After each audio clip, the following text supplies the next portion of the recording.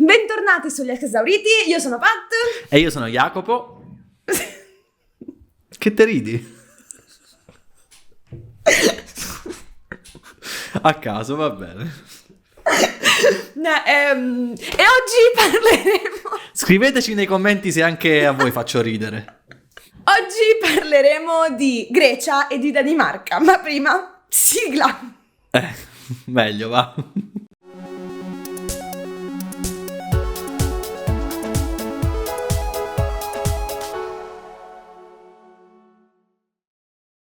Bene, incominciamo con la Grecia. Intanto vi ricordo di iscrivervi al canale e di commentare anche con cosa ne pensate. Ma, allora, la Grecia. La Grecia porterà sul palco dell'Eurovision Amanda Tenfjord con Die Together. Allora, Jaco, cosa ne pensi? Cosa mi dici? Bella. A me piace tanto. Ho detto tanto?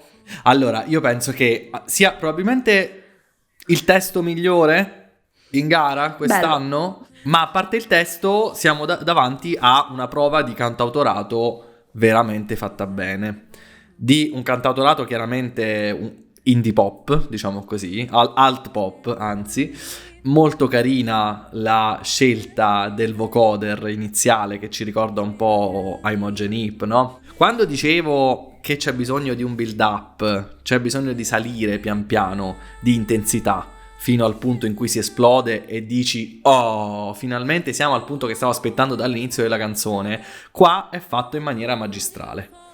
Qua è tutto giusto, tu cominci con un vuoto assoluto, no? Perché non hai nulla se non la sua voce, solamente sostenuta appunto dal vocoder che fa questa armonia molto bella, e poi pian piano si aggiungono, senza che tu neanche te ne accorga troppo, gli altri strumenti.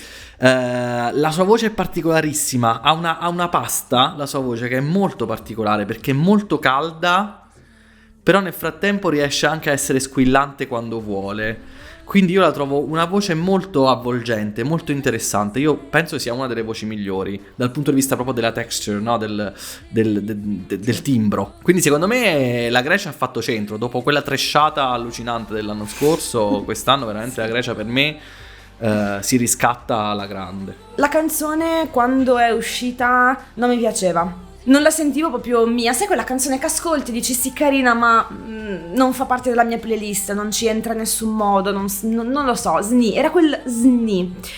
Pian piano invece ho incominciato ad apprezzarla, ascoltandola mi sono resa conto che effettivamente ha dei punti che sono strutturati, è una canzone pensata, ragionata, che però ti dà l'idea di essere spontanea, che questa è una cosa che io adoro nelle canzoni, quando sono comunque strutturate, ma tu non lo percepisci subito. Si sente qui che c'è un ascendente cantautoriale, no? Cioè tu non senti che c'è stata prima la base e poi c'è stato il mettiamoci qualcosa sopra. Senti che è nata come una canzone scritta magari chitarra e voce, però poi il lavoro di produzione dietro è stato fatto in maniera talmente oculata che la abbellisce, la arricchisce in tutti i punti giusti. Concordo. Adesso è entrata tra le mie preferite. Non è la mia preferita, ma pian piano col tempo è riuscita a scalare la montagna delle ballate di Pat, perché poi alla top ci sono sempre le ballate, ed è riuscita ad arrivarci. Prima semifinale per la Grecia, prima semifinale tra Islanda e Norvegia, se non ricordo male. Penso che nella prima semifinale non avrà troppi problemi. Per quanto mi riguarda sarà assolutamente in top 3, cioè se la gioca solamente con l'Ucraina e con i Paesi Bassi, se non appunto la Lituania in caso di exploit, come ci siamo detti da Dark Horse. Non vedo altre possibili canzoni in top 3. Lo staging.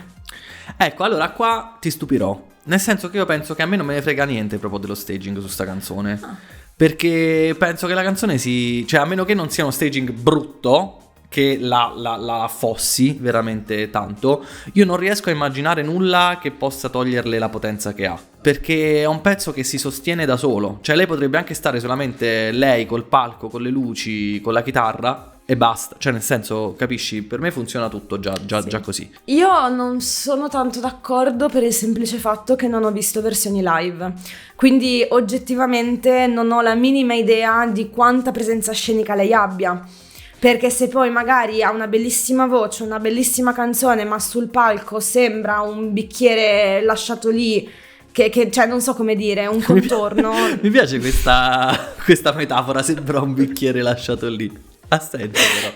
Sì, rende benissimo l'idea. Sì. E va a perdere tutto completamente, perché le versioni registrate poi sono sempre un po' poco indicative su certe cose. Quando una canzone è molto intimista, tu ti puoi permettere di non essere particolarmente magnetico sul palco, perché ci pensa già la canzone. Però c'è qualcosa oltre alla canzone che ti deve tenere lì a guardare, perché se ti viene voglia di fare qualcos'altro, perché la canzone è carina ma non ti riesci a prendere, te la scordi dopo 5 minuti. Sì, sarà nevralgica la parte iniziale, in cui c'è solamente appunto la sua voce e il vocoder.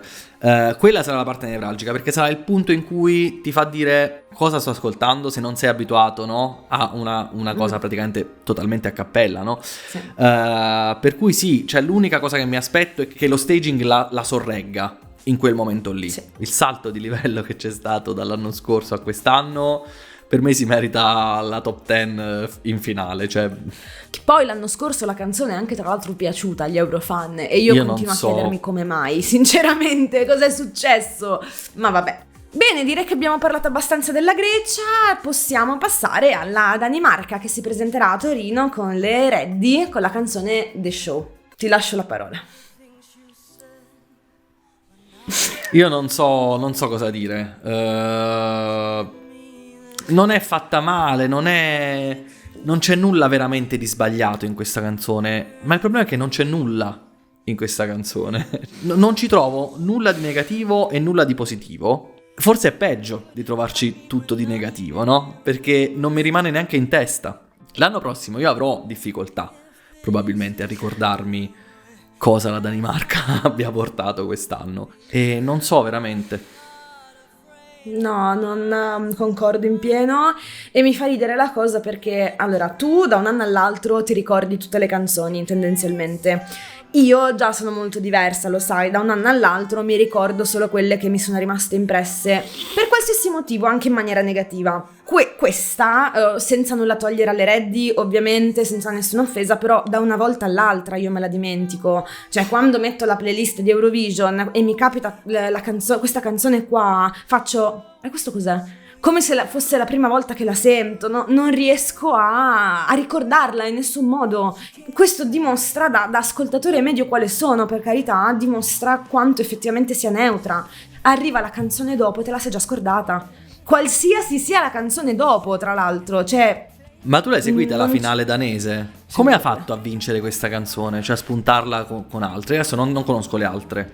Non lo so, noi ci siamo rimasti malissimo. Io non l'ho guardata da sola, l'ho guardata con un mio amico che saluto, ciao Matti. È venuto qua da me, l'abbiamo guardata. Quando abbiamo visto che hanno vinto le Reddy, noi ci siamo guardati, il programma era in danese, quindi insomma non avevamo capito molto bene esattamente. Avevo tutti che esultavano, avevo fatto no, gli avranno dato qualche riconoscimento, possono aver vinto, e invece avevano vinto. Ci siamo guardati e abbiamo fatto... boh. Cioè perché? Forse perché erano la cosa più simile ai Maneskin, quindi non so, c'era l'idea che potessero funzionare per emulazione, non lo so, cioè... Non lo so, ma tra l'altro c'erano canzoni oggettivamente migliori. A parte quella che pensavo vincesse perché era nettamente superiore alle altre, ma ce n'erano tante di canzoni valide. E mi dispiace perché in tutto ciò oggettivamente non si qualificheranno mai. Sono nella prima semifinale. Tra Croazia e Ok. Austria.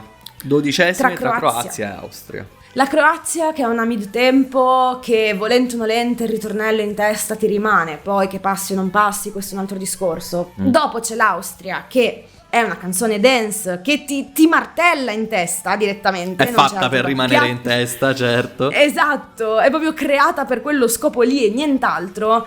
E questa lì in mezzo cosa ci fa? Ok, la Croazia comunque non brilla di dinamica, di esplosività e va bene. Dopo noi abbiamo l'Austria, quindi se qualcuno sta cercando in quel momento qualcosa di emotivamente, non dico coinvolgente, però che comunque no, che sia divertente, che sia movimentato, lo trova nell'Austria. Non c'è sfida. Abbiamo visto anche con canzoni che non mi piacciono che cerco in qualche modo di trovarci almeno un qualcosa, qualche spiraglio. Qua non lo trovo, non ce la faccio, non lo so. Davvero, Flop, ci scusiamo con gli amici danesi che ci stanno guardando. Sì.